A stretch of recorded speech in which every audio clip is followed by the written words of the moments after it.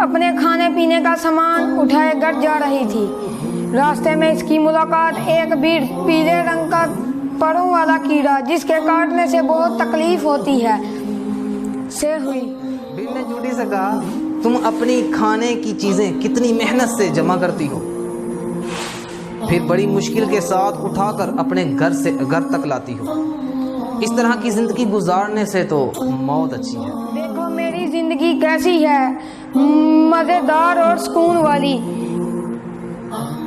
मैं घूमते फिरते जो चाहती हूँ खाती हूँ, और वो भी ताज़ा ताज़ा। कभी कभी अमीरों के दस्तरखान पर भी जा बैठती हूँ जहाँ मज़ेदार चीज़ें खाने को मिलती हैं। ये दिल दुखाने वाली बातें कहकर वो बीड़ वहां से उड़ी और करीब ही गोश्त वाले की दुकान में गोश्त पर जा बैठी, जो उस वक्त गोश्त काट रहा था। गोश्त काटते काटते इसकी छुरी बीड़ को जा लगी, जिसकी वजह से बीड़ के टुकड़े टुकड़े हो गए और वो मर गई। गोश्त वाले ने उसे नीचे जमीन पर फेंक दिया। चूंटी दौड़ी दौड़ी बीड़ के पास पहुंची और दीगर चूंटियों की मदद से उसे घसीटते हुए घर ले गई ताकि बाद में उसे खा सके। प्यारे प्यारे मदनी मुन्नों और मुन्नियों,